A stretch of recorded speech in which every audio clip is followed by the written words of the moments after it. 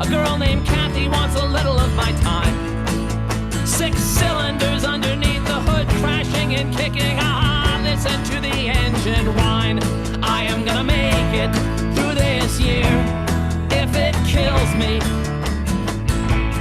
I am gonna make it through this year. If it kills me.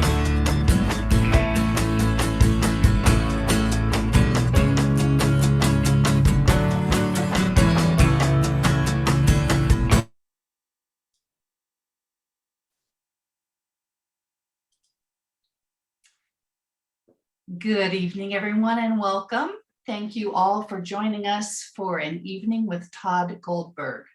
My name is Janine Perroy-Gamblin, and I am Programs Coordinator for Inlandia Institute, a literary and cultural arts nonprofit based in inland Southern California. Before we begin, a few words. Inlandia Institute respectfully acknowledges and recognizes our responsibility to the original and current caretakers of this land, water, and air, the Cahuilla, Tongva, Luiseño, and Serrano peoples, and all of their ancestors and descendants, past, present, and future. Today, the Inlandia region is home to many indigenous peoples from all over the world, and we express our gratitude to them for allowing us the opportunity to live and work on these homelands. And now a few housekeeping notes. We want you to know that closed captioning is available for this event via the CC icon on the lower part of your screen. Also, please note that this is a view-only presentation and it is being recorded. If you have any questions for Tod and John, please type them into the Q&A box and they will get back to you later on. Tonight's event is hosted by Inlandia Institute board member John Welsh. John is a former newspaperman who worked for papers throughout Southern California, including Riverside's own press enterprise. During his stint at the press, John covered death penalty cases, was part of the award-winning team that covered the massive Old Fire of 2003, and earned a reputation for finding offbeat stories. He left full-time journalism to become a spokesperson for homeless animals and other pet causes, and now serves as an animal services chief for Riverside County Animal Services. Tonight's special guest, Tod Goldberg, is the New York Times best-selling author of over a dozen books, including The Low Desert, Gangster Land, Gangster Nation, The House of Secrets, which he co-authored with Brad Meltzer, and The Living Dead Girl. His nonfiction and criticism appear regularly in the Los Angeles Times, USA Today, and Alta, and his work has been anthologized in Best American Essays. A professor of creative writing at the University of California, Riverside, Tod founded and directs the Low Residency MFA in Creative Writing and Writing for the Performing Arts. And with that, I would like to turn things over to John Welsh and Tod Goldberg. Welcome. Thank you. Yeah, that was great. Thank you. I almost sounded like I knew a few things about things. I was frankly impressed, John. So, I like the music, the intro music. I saw that you were shaking your head and kind of get into a funky, crunchy, groovy kind of mood there. That was great. Well, I believe that the good folks at Inlandia did some research and found the Low Desert playlist on Spotify, because Nice. that song, I believe, is song number 2 on the playlist. Who's the singer? That is the Mountain Goats. Oh, yes. Yeah, and actually later on in the conversation, we are going to talk a little bit about music. I know you love music. I wanted to start off because I think I'd be remiss not to give Inlandia volunteer Dawn Hassett some love. She created that great graphic design for this particular speaking event. And I think you're a fan of the clown and the dress suit and the gun. Yes. Look, if you're going to put a murder clown in a book, the expectation is that sometime along the line during the promotional process, someone will give you a badass clown graphic of a man in a gun or a man in a clown outfit with a gun. And dreams come true. Yes. I actually, this is my version run in doing a Q&A for Inlandia. And I knew I volunteered for this particular author, you, because I knew it'd be easy and you would make it very entertaining for our guests, and I wouldn't really have to do anything. But Yeah, I you did, just I say, did "Hi, want to Todd." lead with that clown. Tell us about the clown. That just works on so many dark comedic levels. Well, so in the first story in the book, which is a short story called The Royal Californian, there is a scene late in the story where a man walks into a bar and there is a clown silently reading the Desert Sun newspaper. And it turns out that that clown has got some secrets.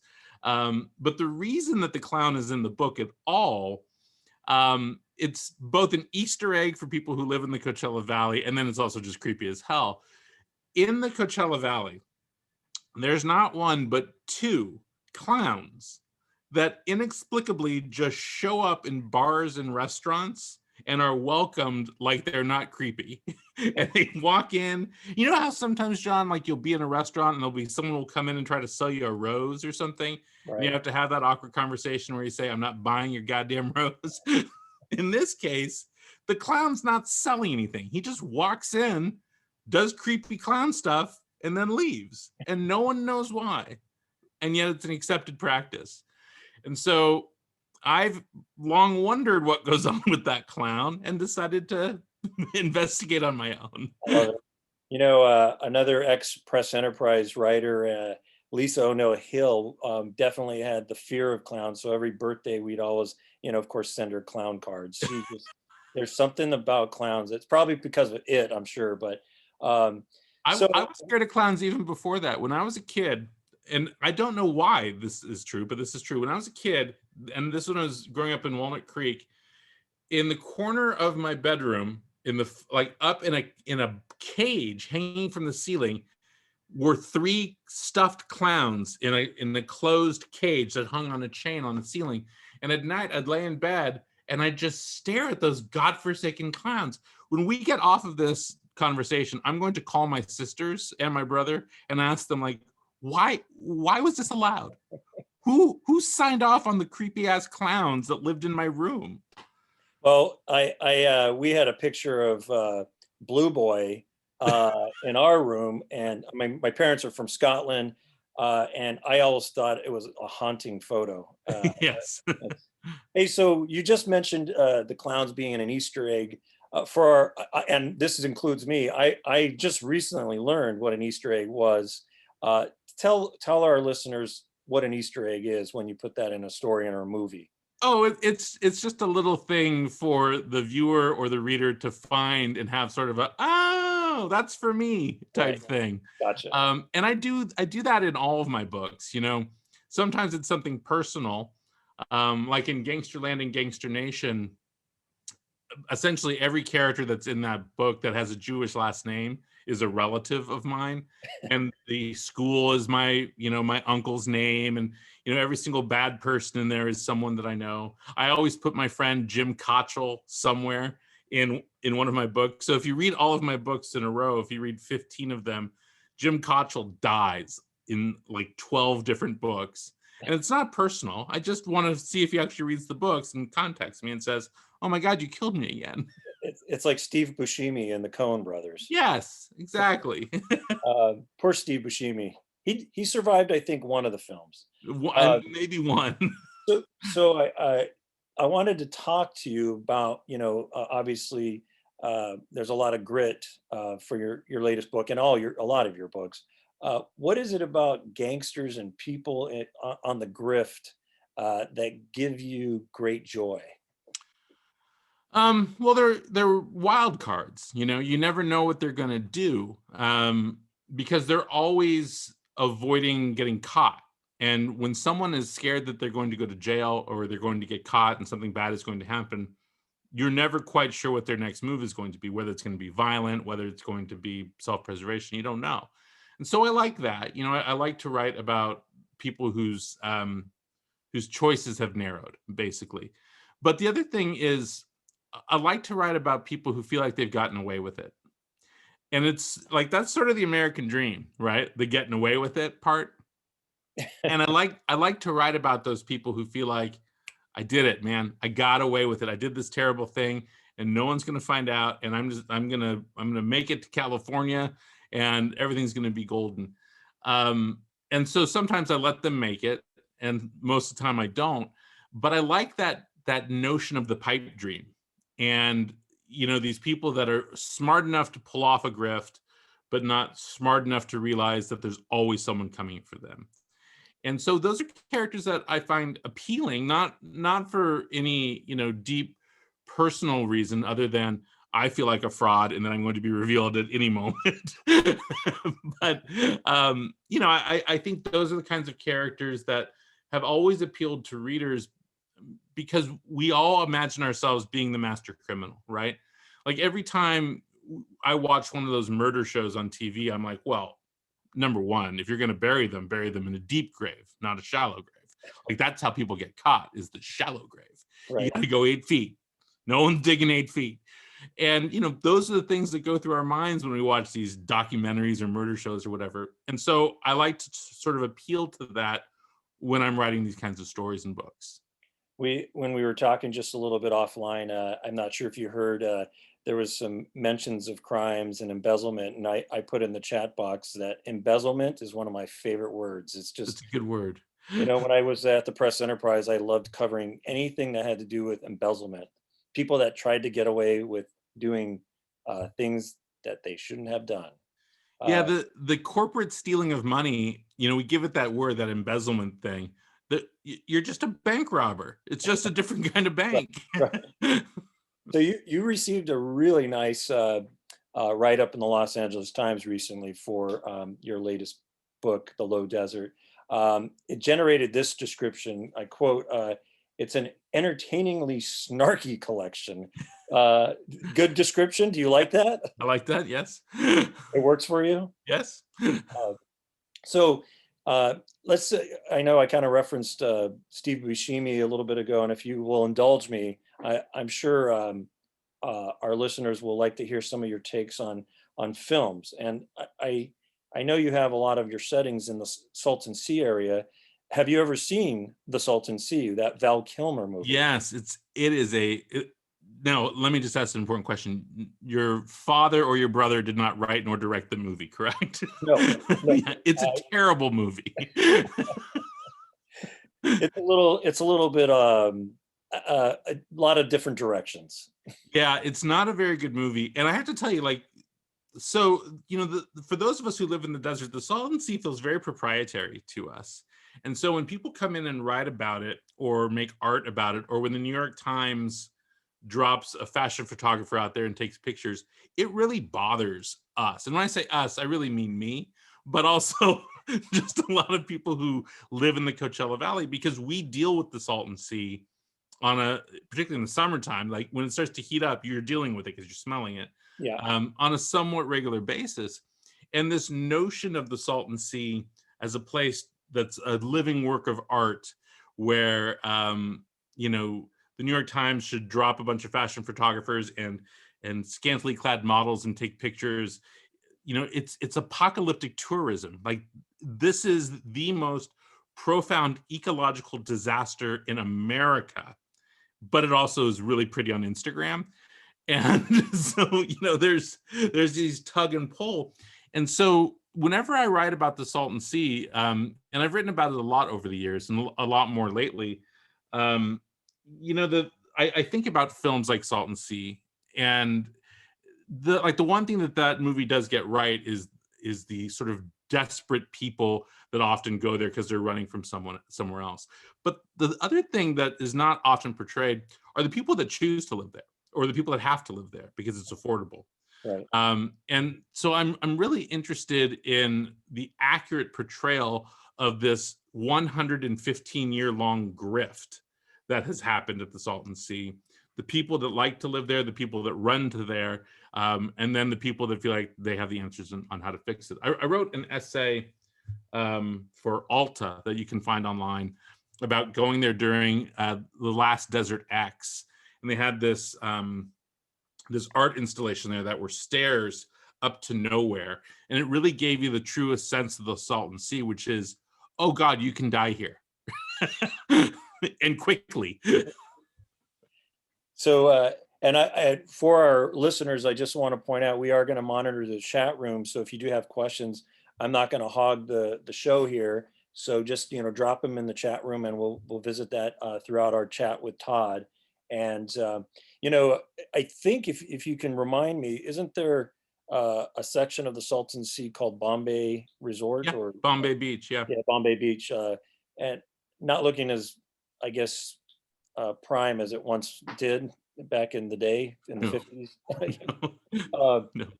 so let's talk about a different film that I think you probably would have a little bit more positive reaction. One of my favorite films. It stars, the baby face John Cusack, and he's on the Small Grifts, and his mother in the film, Angelica Houston, who's on sort of a mafia level grift. Right. The movie, The Grifters. That's got to be probably in at least your top 50. I absolutely love The Grifters, and huge influence, both the book and the movie on my life. To be perfectly honest with you, I just rewatched it. Maybe a week or so ago. It was midnight, and I was laying in bed, and then all of a sudden I saw that The Grifters was available on Hulu or something, and I was like, well, I guess I'm gonna be up till 2:00 in the morning. But the reason that it also has such a profound place in my heart is that I got to spend a long time talking to Donald Westlake about adapting it. This was years ago, obviously when he was still alive. It's been harder to reach him subsequent to his death. But we had done a panel together at the LA Times Festival of Books, and we had gone to a party afterwards, and we being me and my brother Lee, and Donald Westlake was there, and Donald Westlake clearly didn't want to talk to anyone that was at this party. And also, I don't think anyone at the party recognized that the greatest living writer in history was there, Donald Westlake. And so Lee and I sat down with him and talked to him for like 5 hours. And it was one of those moments where in my head, I was like, oh my God, oh my God, oh my God, oh my God, oh my God, how is this happening? Like, this person's talking to me like he knows what I like, that I exist. Like, I've been reading this guy since I was 11 years old. This is crazy.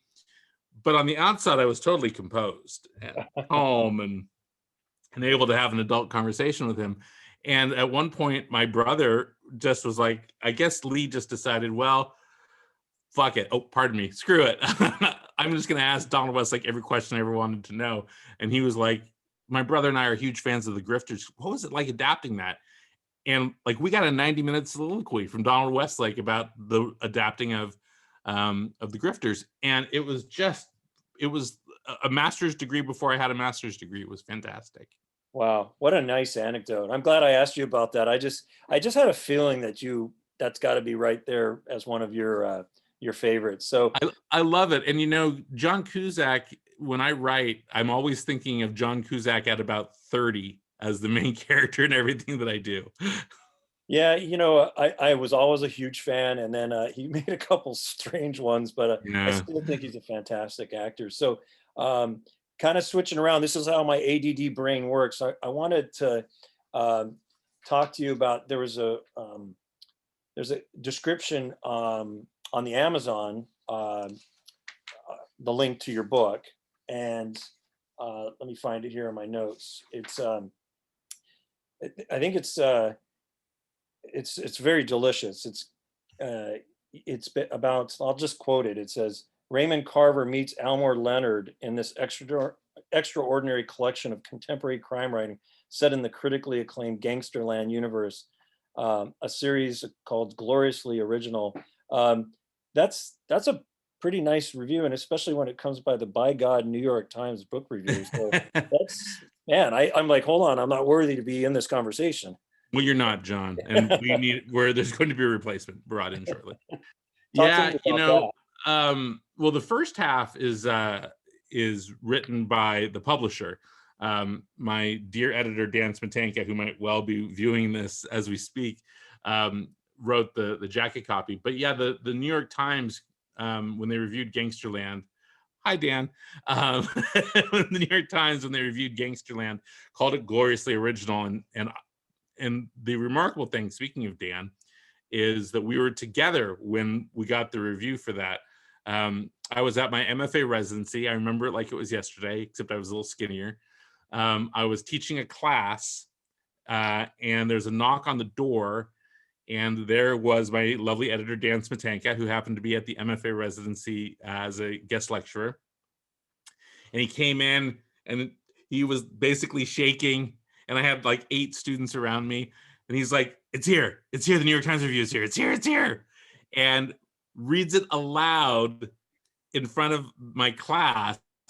And it's, I mean, John, it's like the most glowing review I've ever received in my entire life. I don't remember anything that it says other than as Dan was reading it, I thought, oh, this is why the New York Times is important. Now I understand. It's all coming clear to me. But it was one of those moments too, that it was wonderful to share it with Dan, of course, who had put in as much work as I had on that book and on the subsequent books as well. And my students, but it was also one of those moments where for the first time, like I had known when I was writing Gangsterland and then Gangster Nation and then The Low Desert, that like these are books that only I could write. And I didn't always feel that way about other books that I had written, to be frank. Like those books were a culmination of everything that I had learned and everything that I wanted to do. And when I was writing them, I was swinging really hard for the fences, because I knew that I had to change my career trajectory a little bit. And that was that validation. That was that moment where I realized, okay, this works and people are responding to it. And my life has been different ever since. Well, it takes a lot of, right, a lot of alone hours cranking out copy and then having it go through the grind of, is this good enough? Is this good enough? And to get to that level, I mean, you've been working your tail off for all these years. And so it is that validation and you deserve it. And congratulations for that. So here's a confession. In that description, I loved the Raymond Carver part because I pretty much read everything that Raymond Carver cranked out, even in his poems.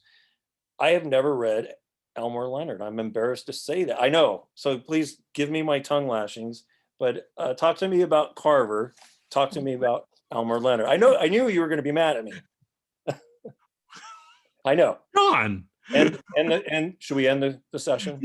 John, what I need you to do is you're going to go ahead and you're going to take yourself off this Zoom. You're going to drive to Barnes and Noble and you're just going to stand in the L section and you're just going to pull the books off. I am a bigger Elmore Leonard fan than I am a Raymond Carver fan. For many people, Raymond Carver was elemental to their development. In fact, I think I was more influenced by the people that were influenced by Carver. So Carver, came from that dirty realist generation of short fiction writers and novelists. And from him came a lot of the writers that I think really influenced me when I was a younger person.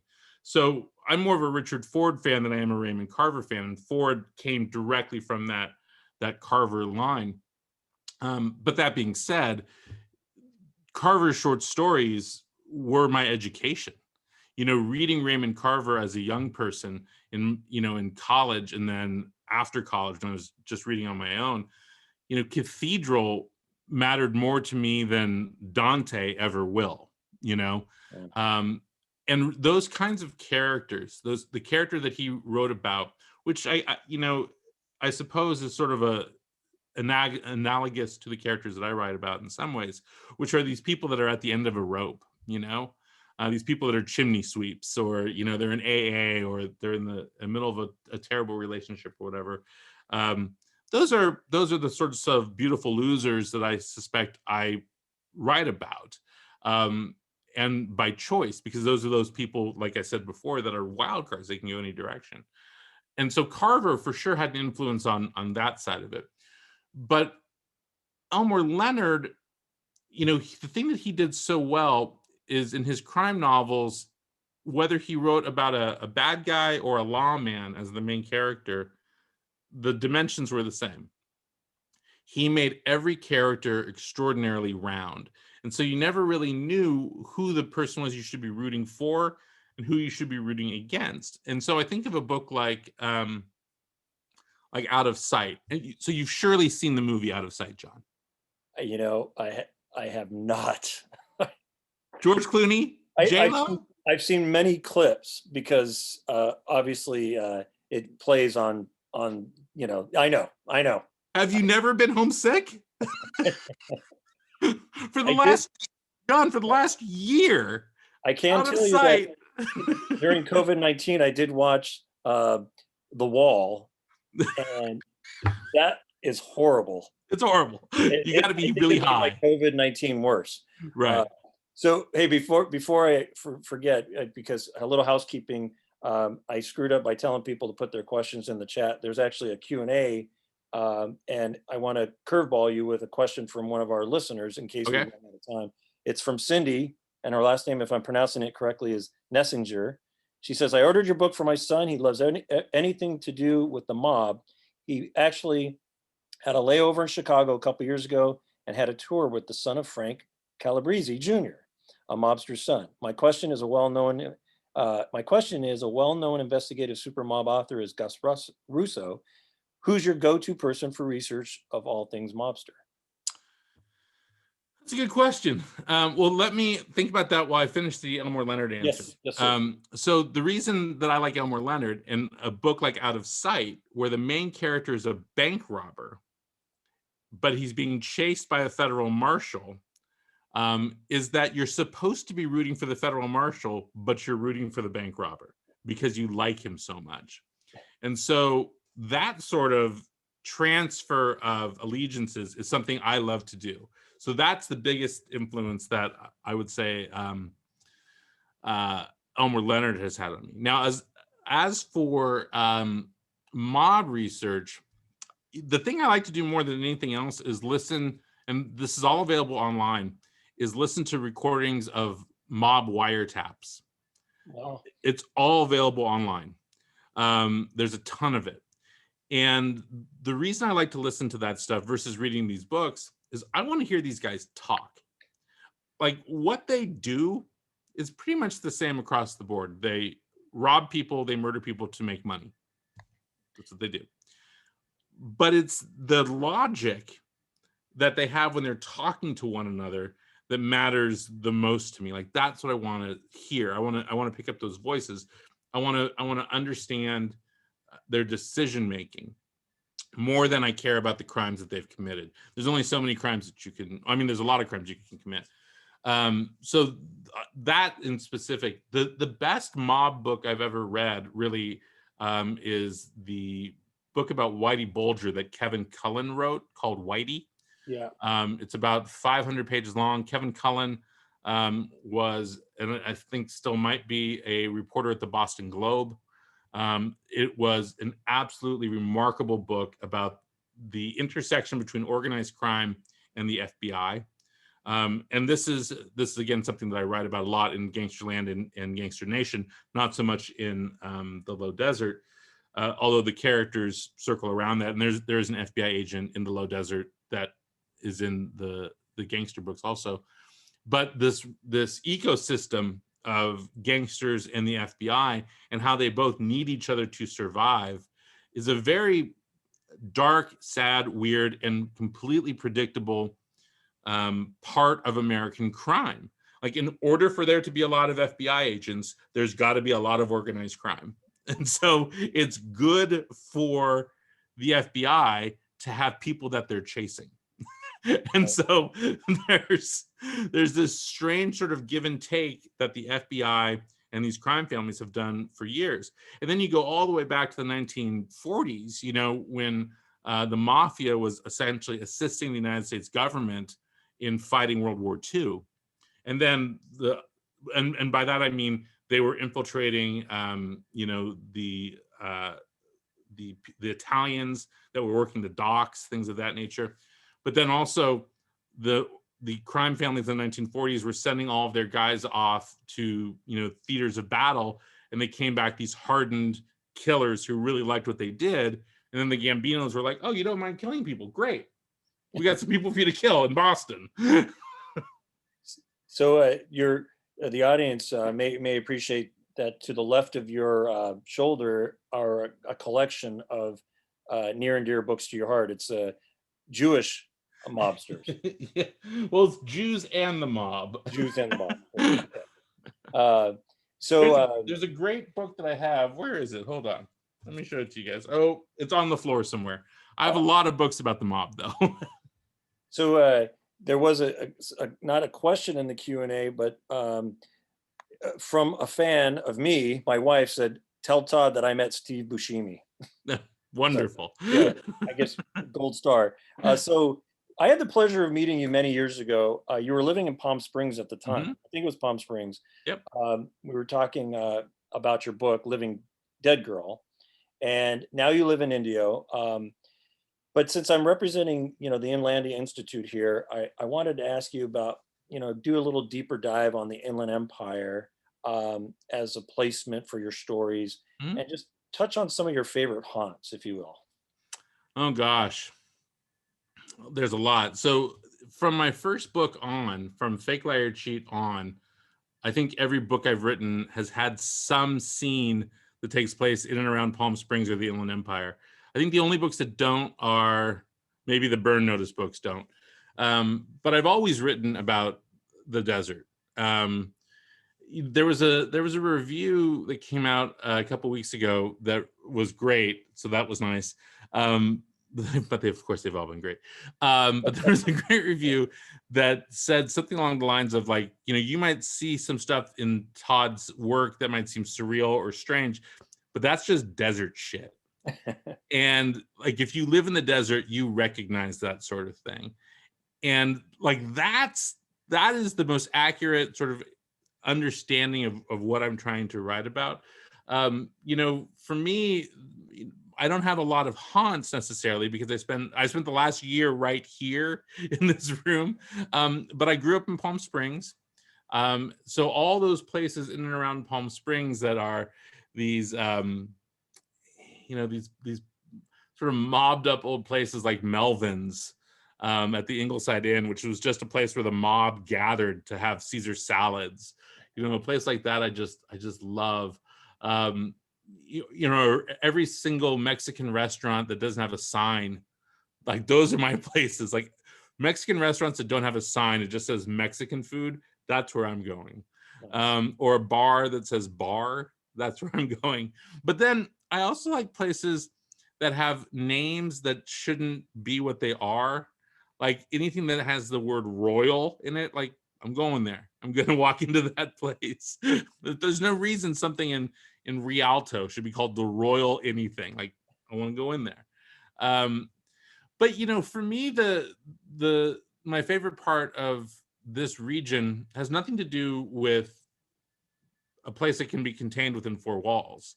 My favorite thing is to be out in nature, to walk outside and to see the history of the world in the mountains behind my house.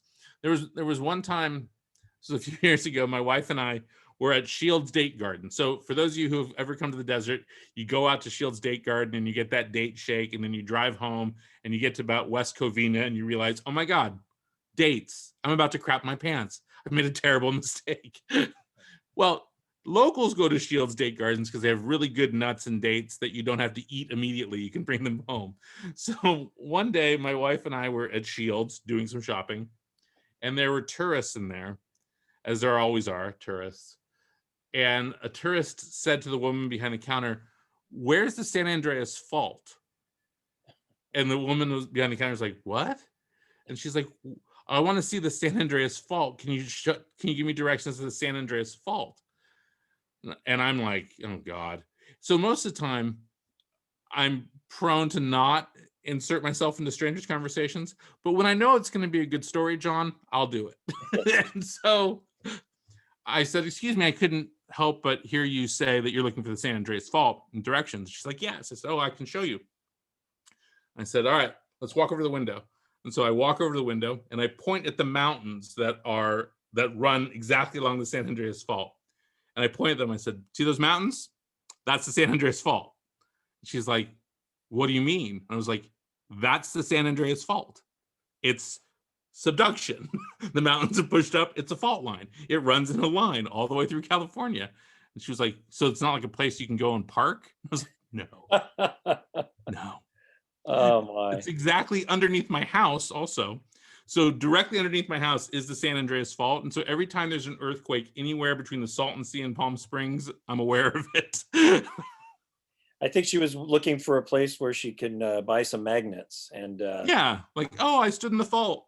Although in David Yulin's wonderful book, The Myth of Solid Ground, there is a scene where he lays down in a depression in the fault, which is crazy. David's a lunatic. Don't ever lay down in a fault. But I think about that, I live in Indio, in the most bougie place you can imagine. I live behind a gate on a man-made lake on a golf course.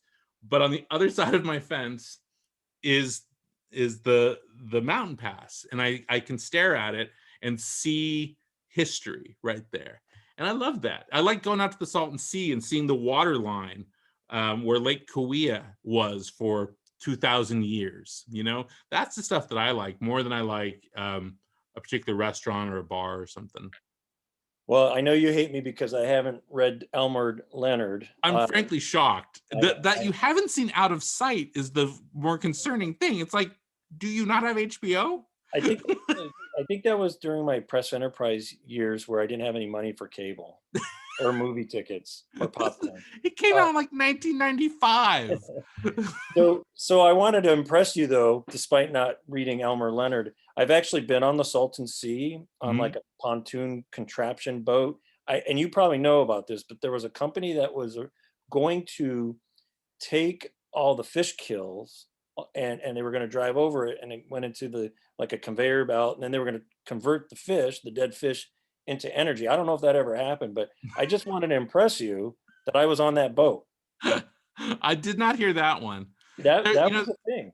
There was a conference that I went to a year ago, or I guess maybe 2 years ago at this point, where it was like 35 different groups with their competing ideas about how they were going to save the Salton Sea. And like some were like legit, and then others were just absolute like lunatics who they paid their money to go to the conference. And it was like, we're gonna turn it into like a Disneyland on the water. Individual islands will have rides. And I was like, have you ever smelled that place in the summertime? No one wants to ride on a toboggan in the middle of the Salton Sea in the summertime. I thought you would appreciate that. Hey, so we do have somebody in the Q&A box, not the chat room. Questions have to go in the Q&A box. And it's from Stephanie, and she says, and this is Stephanie Hammer. That's a great name, Hammer. Some of us want to write stories, but we don't know exactly how to organize the plot points. What advice do you have for people like us who want to tell a story but aren't sure how to do the nuts and the bolts? Thank you, Stephanie, for that question. Well, it's a tough one. So Stephanie Hammer, by the way, folks, you can go right now to your favorite independent bookstore and buy her books. She's a fantastic writer and a wonderful teacher. There's no easy way to tell someone how to write. Now that being said, of course, I've spent a good portion of my career doing that very thing. But like how to plot, I think is a challenge. And I guess my best piece of advice is to always write towards consequence. And what I mean by that is force characters to respond to the results of their actions. That's the essence of drama, that man cannot walk away from the consequences of his actions. But plenty of short fiction specifically is plotless. It's just a person walking around thinking about their mother or whatever. That's never been the kind of story that I want to write. It was the story I tried to write for a very long time. It wasn't the story I wanted to write. But I think, the way to find drama is to force people to respond to conflict, to not be passive. I think a lot of us in real life avoid conflict as much as we possibly can. But that sort of passivity does not make for good fiction. No one wants to read about someone avoiding problems. Where I went to undergraduate, I went to Cal State Northridge, and I assure you there's a purpose for this. What's it called? Our guy, the symbol of the matadors. The symbol of the university was the matador. Right. And I always thought that was the dumbest name for a sports team, because all matador does is, oh, excuse me, I don't want to touch you. Oh, I'm sorry. Oh, you're an animal that has no defense mechanism, I'll stab you. Like, what is, it's a stupid Well, they're brave. mascot. They're brave, but certainly I'm sure that Matador name will be changed soon. Yeah, I would hope. But so, like, you don't want to write fiction that's about matadors. You go, oh, excuse me. Oh, pardon me. Right. I didn't mean to anger you. Oh, I'll stab you when you're not looking. Well, small beast.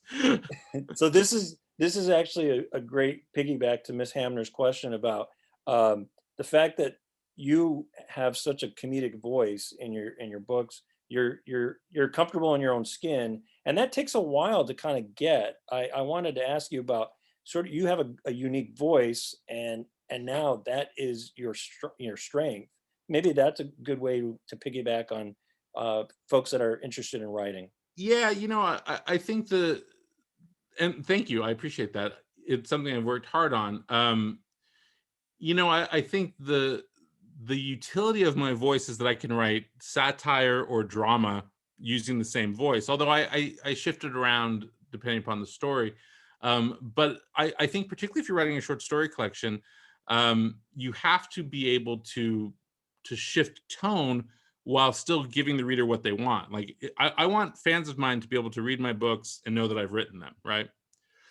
And so I want them to read the short stories I've written, and even if it's it's a story that's completely different from the stuff that they like, if they've come to me from Burn Notice, and then they find me writing something where there's no heroes, I still want them to enjoy the voice that I'm writing in, to recognize that what I did in Burn Notice has shares some DNA with what I'm doing now, right?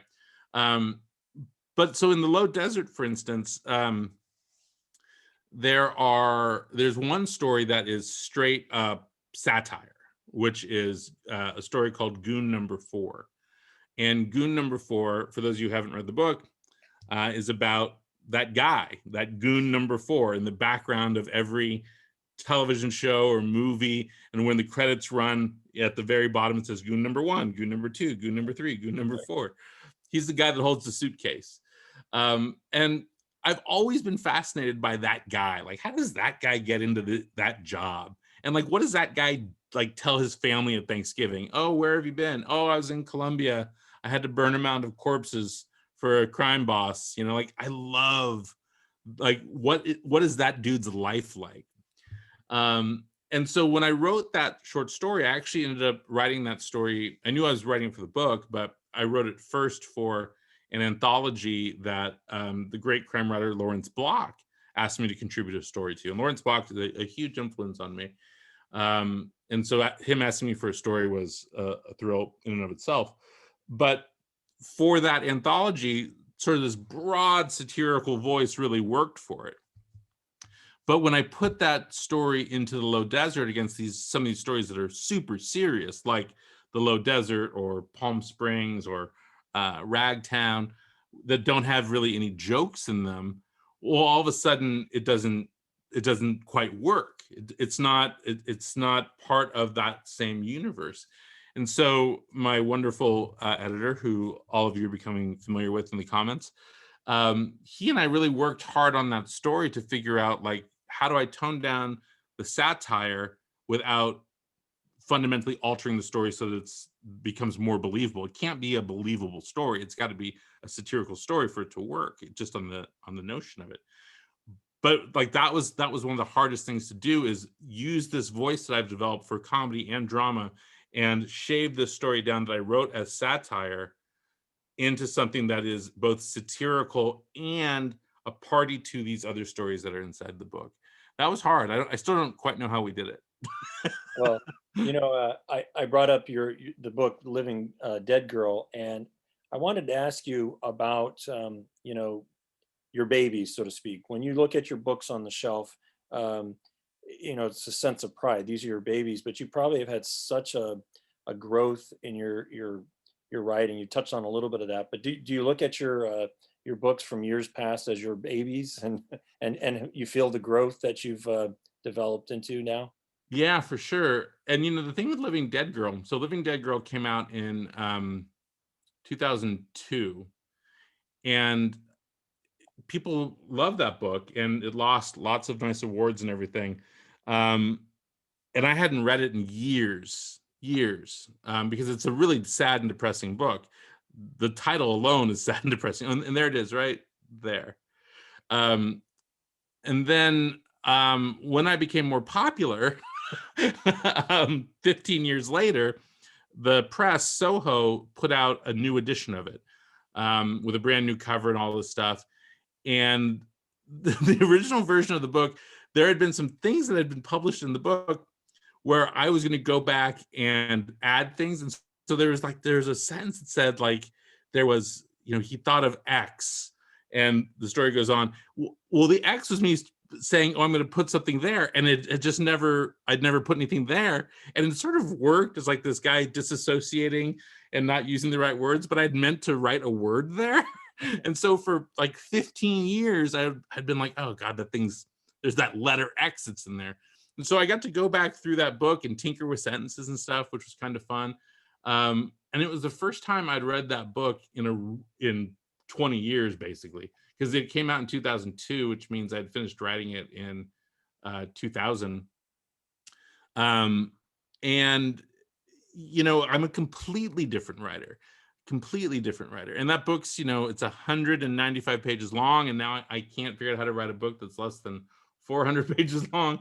So there, like, all that stuff matters. But here's the more interesting thing, perhaps, is that in the Low Desert, there is a short story in the Low Desert that I wrote originally in 1996. And that is the short story, The Last Good Man. And that was the first short story I'd written about this character, Morris Drew, who shows up in the Low Desert and also in the short story, The Salt. And I have rewritten that short story, The Last Good Man, I think 5 times over the years. So I published it originally in 1996. And the title in 1996 was Where the Ends Meet. Oh, I remember that now. And it appeared in some tiny little magazine. And then a Slick magazine asked to reprint it, a men's magazine in Indiana, of all places. So it appeared, so I rewrote it again for that. I added some stuff for that. So that was 1996. I rewrote it again to put it in my first collection of short stories, Simplify, but then it didn't make the cut. I rewrote it again for my second collection of short stories, Other Resort Cities, and I made the setting more of a resort city to make it work for that book. I was like, okay, well, that's it. I'm done. And I call it then Granite City.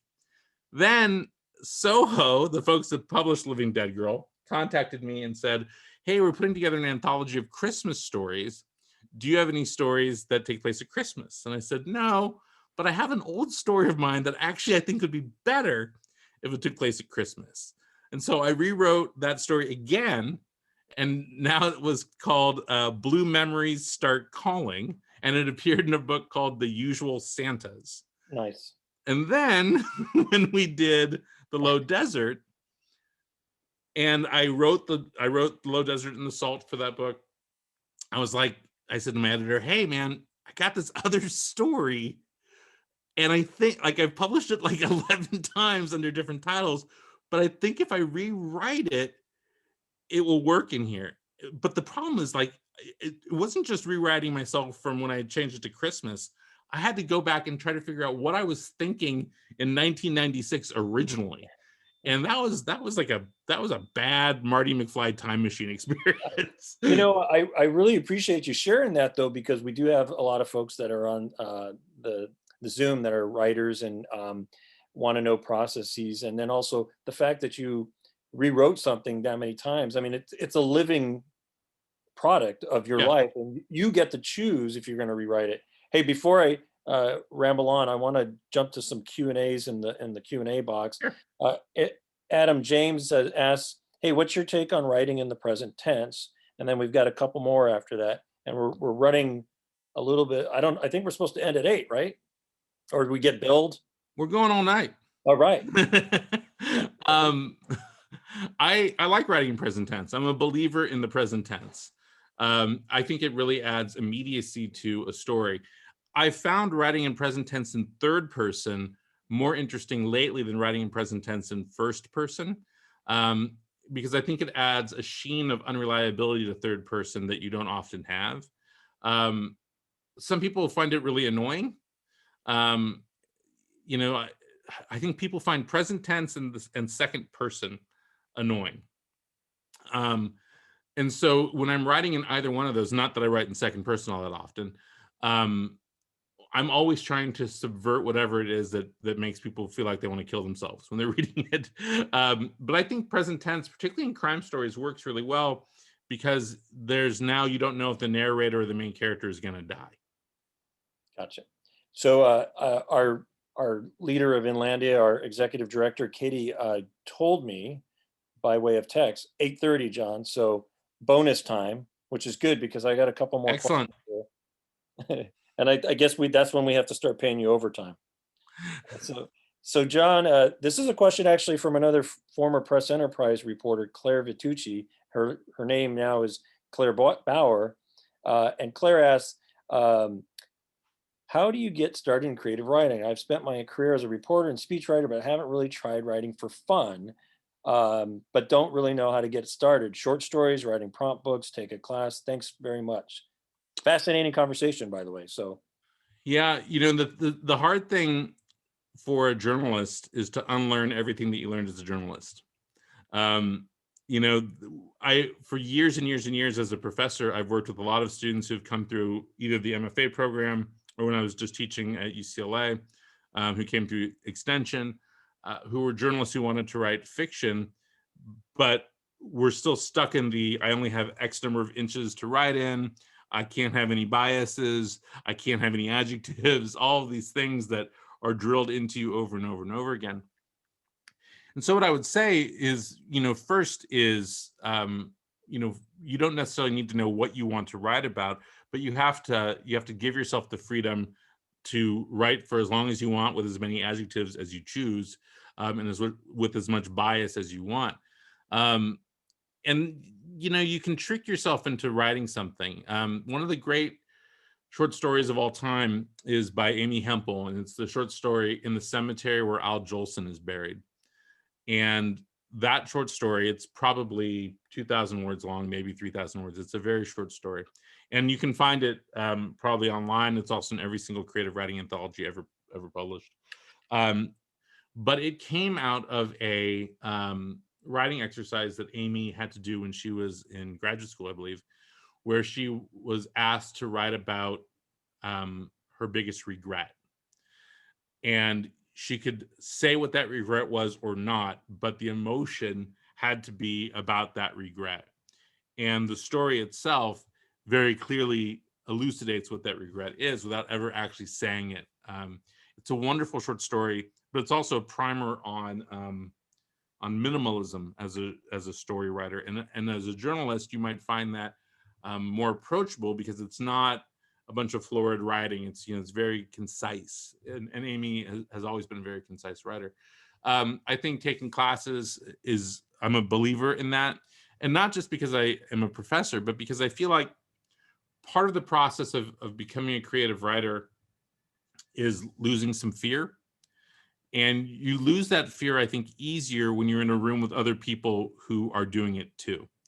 And when you're bringing stuff to workshop and you're critiquing your friends and your friends are critiquing you, and you're all sort of in the same lifeboat together, trying to figure out if this is something that you want to do.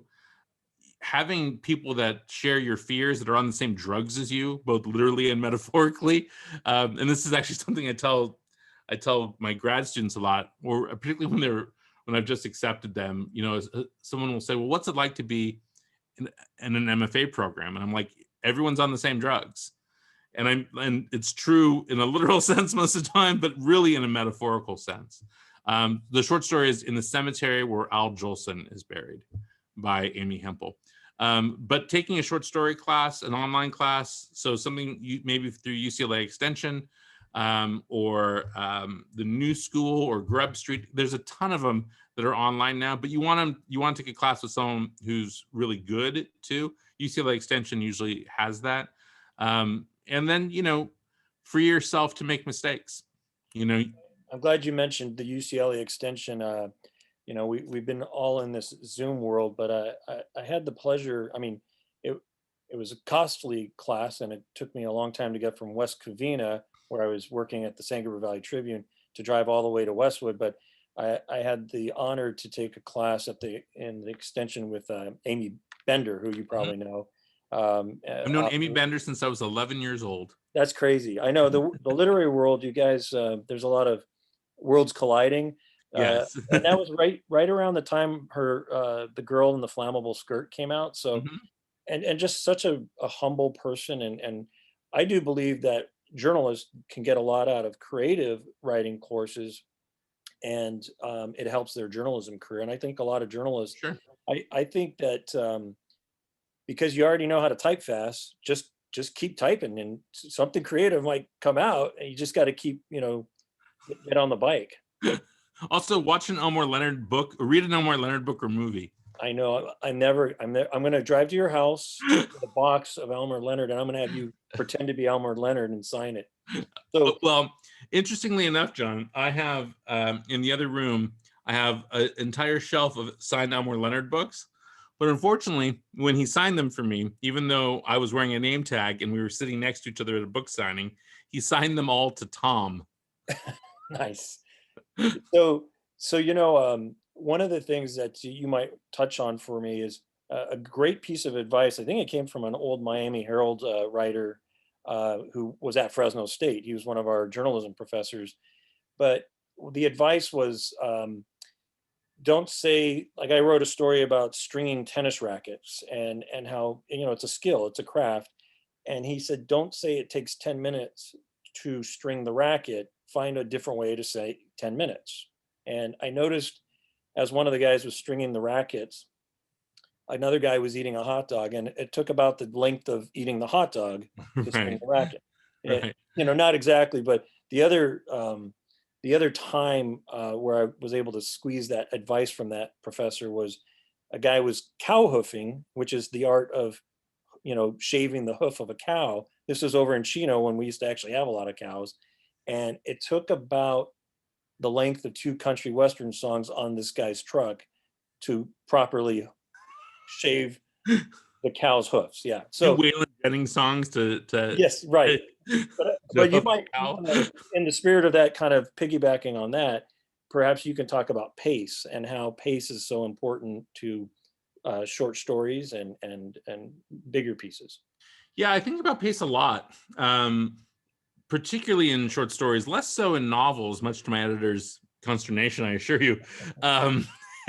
But, in a short story, you have so very little space, and I said this, we had a little conversation before the show, that, the short story is more closely related to the poem than it is to the novel in terms of actual length. And the need to have an emotion and a conflict in a confined space. A novel, you can go for 900 pages, but a poem and a short story, the reader has an expectation. And so, I'm always thinking about how to use white space as my friend, to use it for pacing and to end scenes on emotional cliffhangers, using that white space to move me along in the story. So the best example I can think of in The Low Desert for the use of pace is the title story, The Low Desert, which takes place over one entire day. A character is woken up at 6 o'clock in the morning by his neighbor, who has found a dead child on the banks of the Salton Sea, and the story ends on the banks of the Salton Sea at about midnight, after this entire day that has been caused by the finding of this dead kid has unfolded. And what you find in the pacing of it is, I am revealing to you in each individual scene a new obstacle for the main character to go through. I am piling up obstacles for the character, and I am revealing slowly, by virtue of the speed of the story, things about the character that you need to know in each and every scene. So I'm not front loading the story by saying, hey, this guy that just got woken up to find out that there's a dead kid, he went to Korea and he killed every single person he saw, man, woman, and child. But by the end of the story, spoiler, and you'll forget it if you haven't read the book, by the end of the story, you find out that this guy, who you think is a really good guy, a good and noble sort of lawman, is not. And he is faced with a problem that is even beyond his fungible moral center. And that's only revealed as a function of the pacing itself. And so I think as a short story writer, for those of you who want to do that, understanding that you can manipulate emotion through the use of time and space is a fun thing to do. So likewise, the short story Goon number 4 actually takes place over 12 weeks of an academic semester. And in order to leave out the stuff that nobody wants to read, I simply jump between by saying a month later, and the reader is going to understand, oh, nothing huge happened in that month that we need to know about. What we need to know about is what's about to happen right here. And it's something that I really learned about from reading James Lee Burke. James Lee Burke does this a lot. I don't know if you're a fan of his, John. You have a lot of reading to do after this. But in Burke's novels that all take place in Louisiana with this main character named Dave Robichaux, who's a Louisiana cop, there'll be some like satanic biker, and the chapter will end with Dixie Bootsy Jones killed that man that night and I never forgot it. And then the next chapter, it's like 9 months later.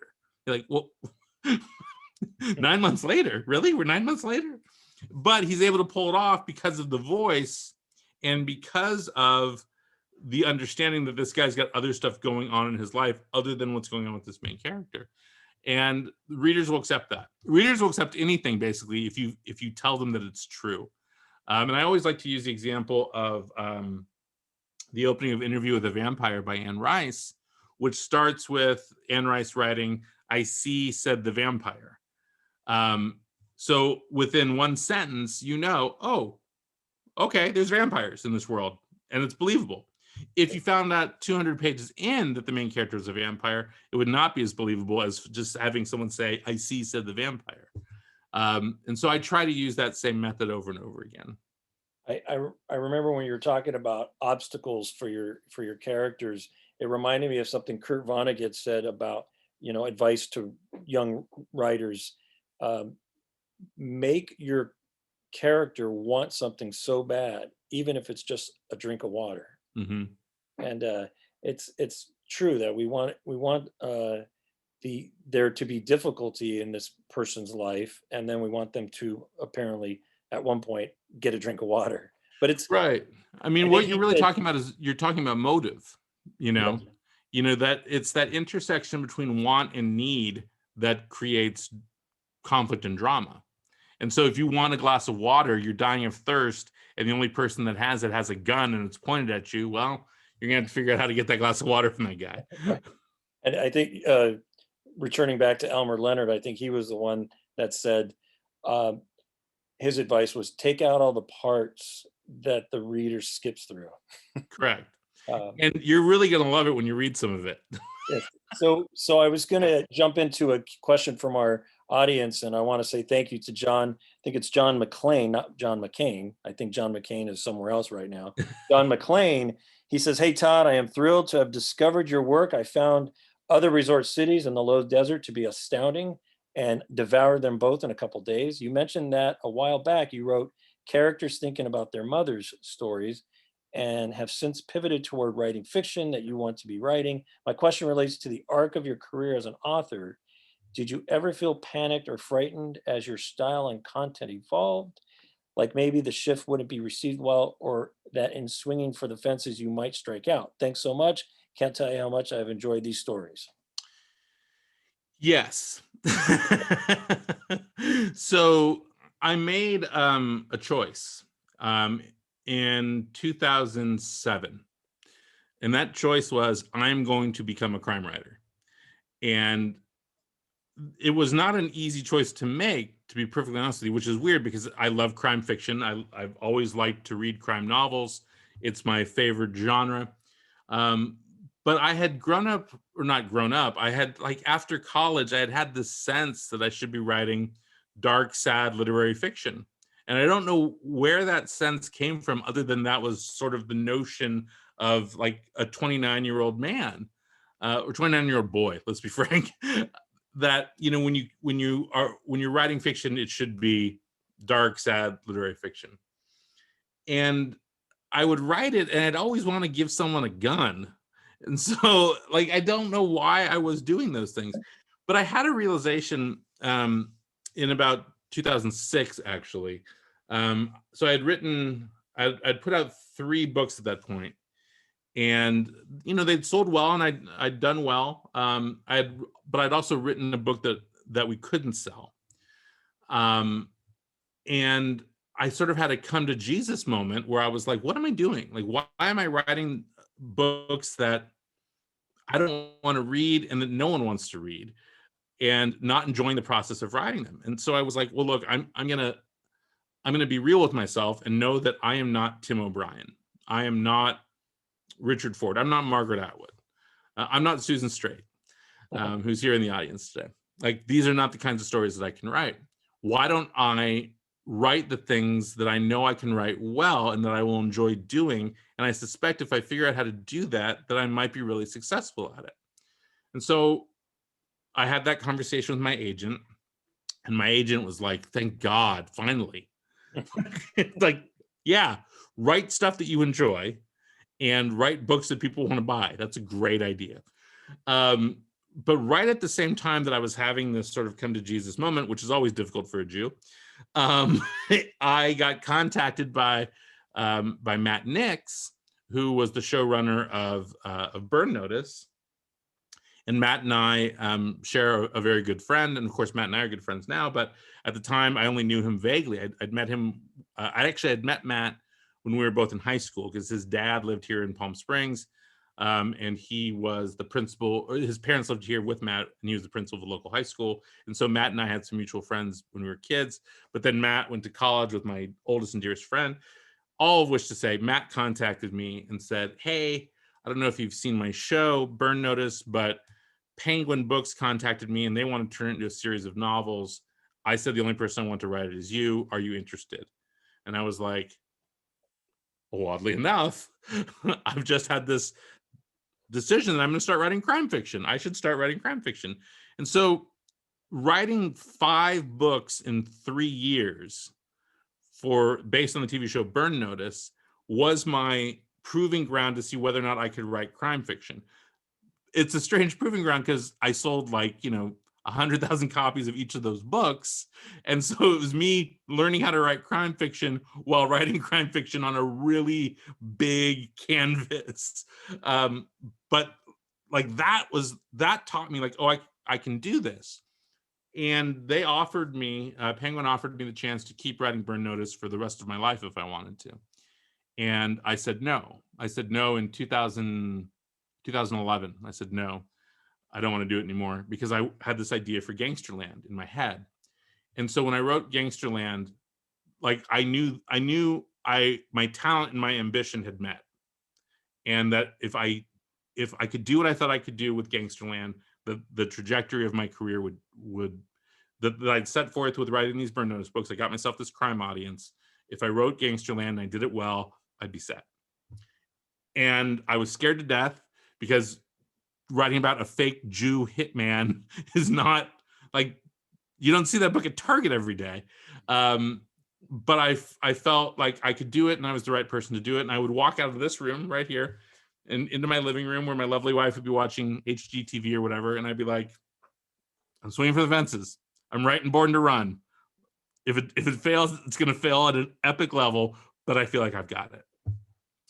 And then I got really lucky in that I found, and when I say I found, I think maybe we found each other, the right editor in Dan Smetanka at Counterpoint Press, who understood my vision and knew how to make those books better, and has been essentially my creative partner for these last 3 books together. And we get each other, and the fear that I have is mitigated by his belief that I can do it. And I think that plays a huge role in this whole process.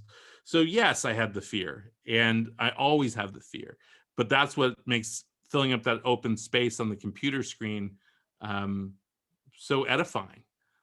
Okay, I'm gonna do it. Fuck it. Yeah. I think that's going to be great for a lot of people that are listening now and then later on, if they're considering writing, short stories or anything. It's just to plunge in, and I think that's a really fantastic answer, and it's very inspirational. I Thanks. I think you might have touched on this a little bit already, but another member of our audience, Edgar Ryder, has asked, was the option process for Burn Notice a difficult experience? How did it come about in terms of getting it on TV? That had nothing to do with me. So I wrote the books after the first season of Burn Notice. So they had done the first season of Burn Notice, and then we turned it into books. Gotcha. Then Cindy's joining us again, and she asks, have you ever considered writing a how-to book on your brilliant methods on writing crime fiction? I write one every single day by virtue of running the largest creative writing program in Southern California. You too can have it for a mere $50,000. Yes, right.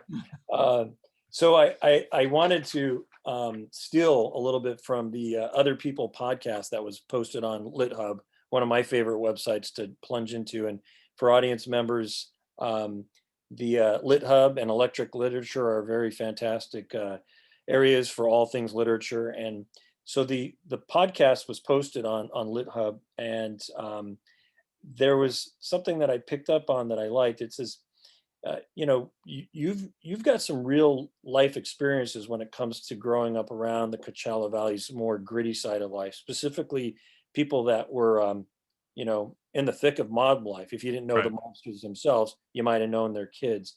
Can you please indulge us a little bit on just the Coachella Valley's grimier, grittier, dirtier side of things? The Coachella Valley was built by organized crime. That's the honest truth. Period. As much as Las Vegas was built by organized crime, the Coachella Valley was built by organized crime. And I'm talking about from Palm Springs to the Salton Sea. Organized crime has played a role in every 20th century expansion of the city. Even the mayor of Palm Springs for many years was had reputed organized crime connections because all those guys were sitting and hanging out with him, the cowboy mayor Frank Bogart.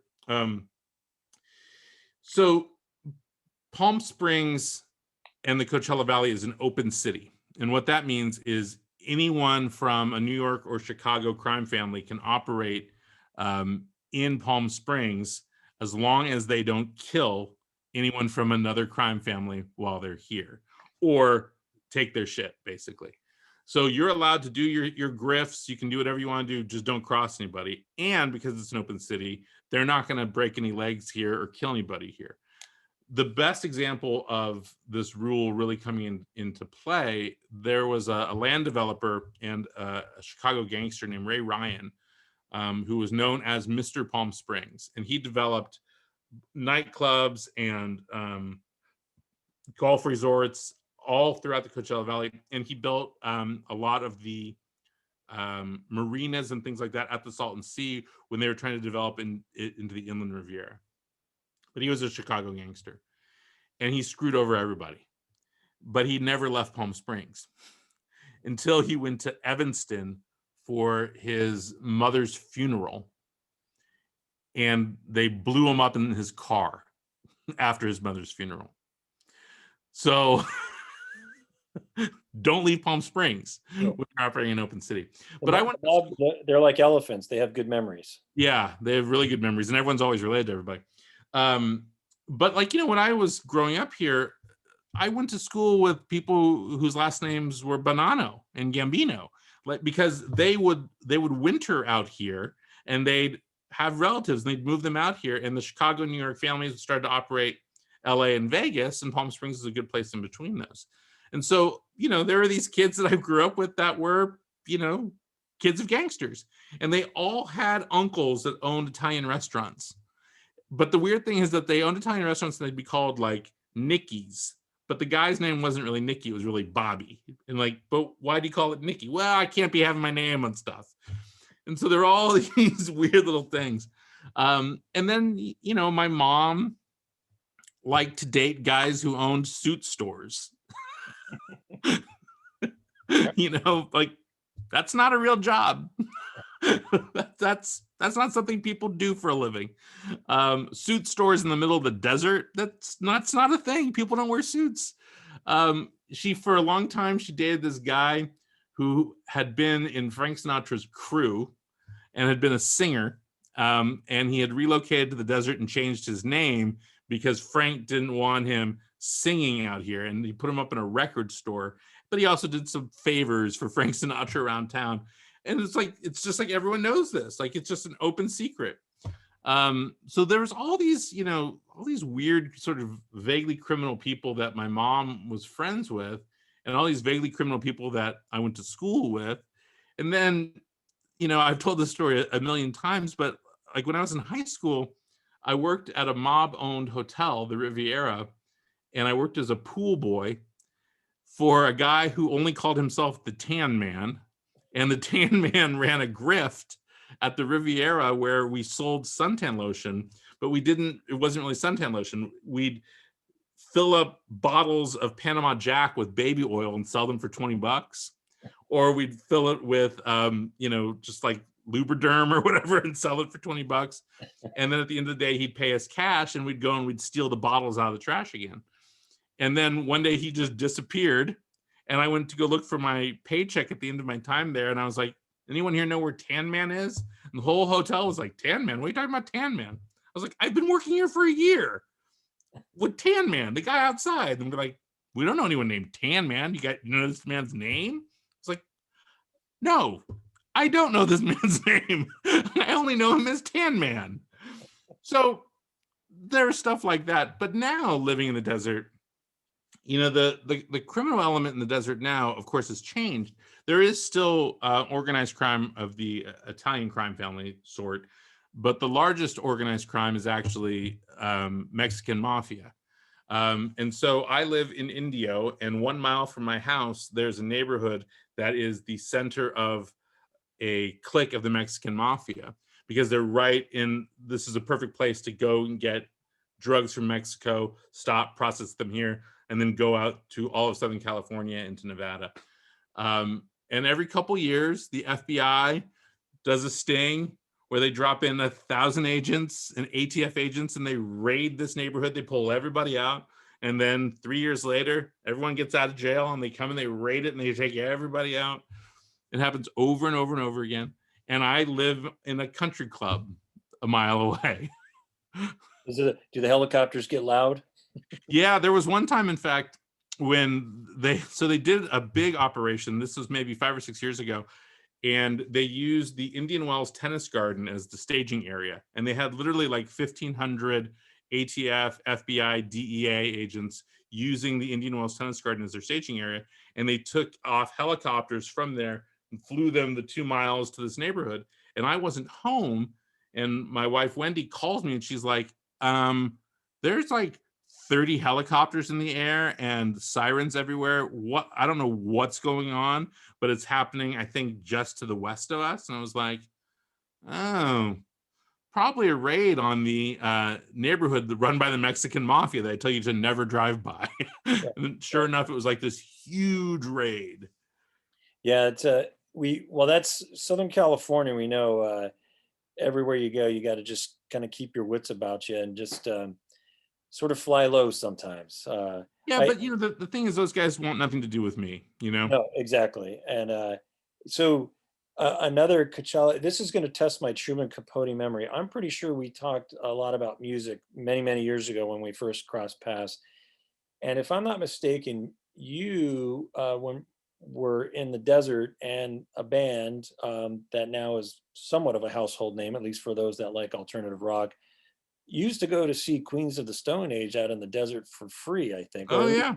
Members of Queens of the Stone Age. Tell us a little about your love of music, because I'm sure that plays a little bit into how your creative spirit, if you will. Yeah, in fact, so the playlist that Katie was playing beforehand, the soundtrack to the Low Desert, starts off with a song by the band Caius.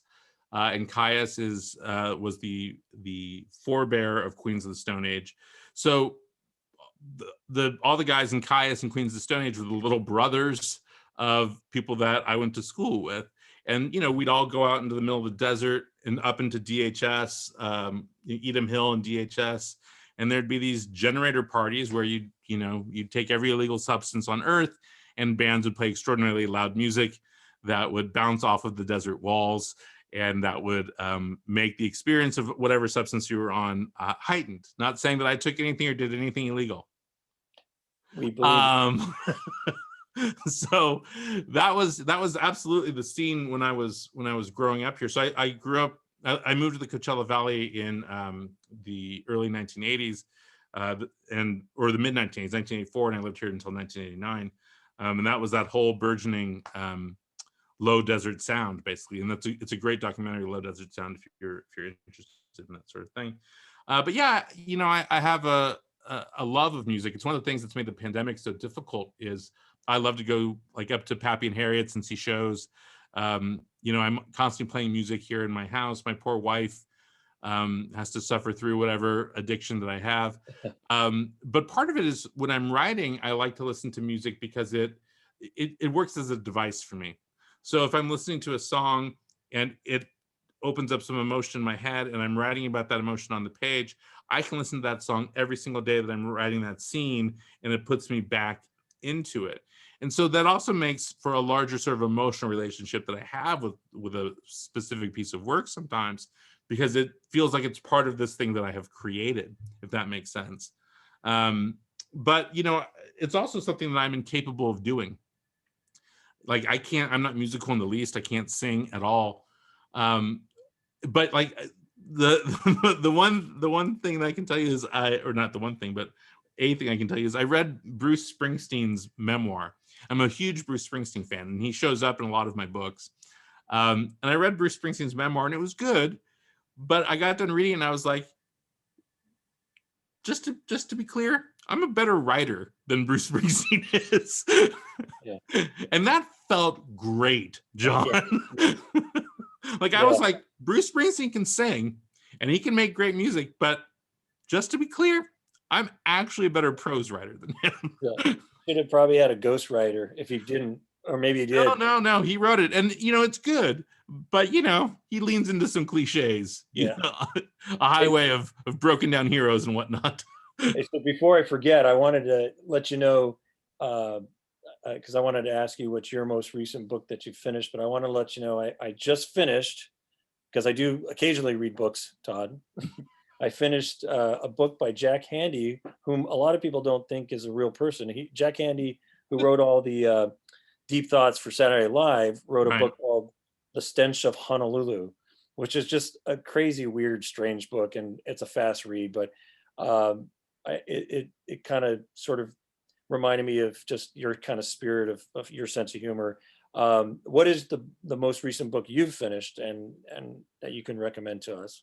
Well, right now I'm reading two books. I'm reading Sanctuary by Emily Rapp Black and Blow Your House Down by Gina Frangello, two of my very good friends who also work at UC Riverside, because I'm interviewing both of them on April 15th at Arts and Letters, that all of you can go sign up for if you like.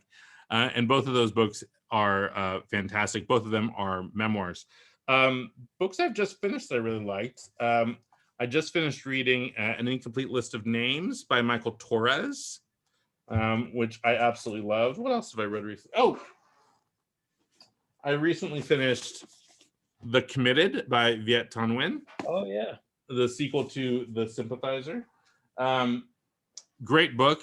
Here's the thing about this time that we're living in. Really, really good books are coming out. And a writer like Viet, he won the Pulitzer Prize for The Sympathizer. And he also won the Edgar Award for Best Crime Fiction. And so I read The Committed, and the closest analogy I can give to The Committed is it's like Dog Soldiers by Robert Stone. If you like Robert Stone, you like Dog Soldiers, you'll love The Committed. But I was like, man, Viet, don't enter your book into any crime novel competitions when I got a book out, because leave some space for the actual dedicated, no Pulitzer Prize crime writers, because I don't need you salting my game with your genius. Yeah, that book is getting a lot of. Oh, it's remarkable, and no one deserves it more. Viet's a wonderful dude. That's what you get to say when you know people. The guy won the Pulitzer, he's a wonderful dude. He's a wonderful dude. And a good writer. There's a lot to be said. I especially with our community with Inlandia Institute, there's a lot to be said for, the Susan Straits of the world, who you gave a nice shout out to. There's a lot of great writers in the Inland Empire, and Mhm. and the pool is getting bigger. But there's such a humility with these folks. I mean, I certainly, when I have conversations with Susan Straight right at her white picket fence, I mean, she's an amazing writer, but just such a sweet person and a nice person to talk to. And I don't know, maybe you can talk about it. There, you want to have that swagger to produce, but there is something to be said for humility, isn't there? Oh gosh, for sure. I mean, this thing that we do is so filled with sadness and rejection that there's no currency in not being nice, you know? um, and the writers of Southern California really are a small community. We all know each other, all of us. Every single one of us knows each other. There was a where was I? I was somewhere, and someone said, "I heard that you're friends with Layla Lalami." Um, and they said, "Is that possible that you're friends with Layla Lalami?" And I was like, "I've known Layla for 20 years." She's like, "Well, how do you know her?" I was like, "Well, we're colleagues at UCR, number one, but I knew her even before that. Like, we're writers, we're just geeks. We all know each other. It doesn't matter if you win the Pulitzer Prize. Like, if you're a writer in Southern California, we all go to the same places. We all work for one of four places. Yeah. We all have these shared existences. But the more important thing is this: is you need people that have your back and will support you. And I don't mean just like show up to events. I mean that you can pick up the phone and talk to when you have a problem. And that's what I think the close-knit community of writers in Southern California have, that maybe people who view literature and book writing as being a primarily East Coast thing, or only coming from the University of Iowa or something. There are 500 writers who I could pick up the phone and call them tomorrow and say, "I need something, I need help with something," and they would say, "Absolutely, what do you need?" Because we're all in this same struggle together. And particularly for in the last, say, 4 years, up until about January 20th, um, the writing community was really banded together to give voice to those people who were scared to speak up. And I think that's another important part of this thing that we do, which is if I have a platform and the ability to speak for someone who can't perhaps articulate their thoughts or their fears, their concerns, whatever, I'm going to do it. So, for instance, you bring up the wonderful Susan Straight. There was a thing that was happening in the Coachella Valley. The Ranch Mirage Writers Festival hadn't had any writers of color in like 10 years. And it was something I pointed out to Susan and to Alex Espinoza, who's the Tomas Rivera Chair of Creative Writing at UCR, and to Victoria Chang, who runs the MFA program at Antioch. And I said, I want to write an op-ed about how this great writers festival does a terrible job representing what writing actually looks like by only having white authors. And all of them got together with me and we wrote this op-ed, and it made changes. And I think that's something that the writing community, particularly in Southern California, has, which is a lot of shared interests and the willingness to not be competitive. We're all in the same sad, rejection-filled business with one another. Well, I think that's a fantastic note to end on, and Katie's yelling at me anyways to wrap it up. But yeah, no, it's perfect because Southern California has such an amazing fabric of different ethnicities and cultures, and that support system is fantastic. So, Todd, on behalf of Inlandia, I'm going to punt it over to Janine, and she'll probably have some closing thoughts. But pleasure to have this session Thank with you. you. We want Thank to you all for coming, everybody. and those of you on Facebook Live, I appreciate you. And here's Janine.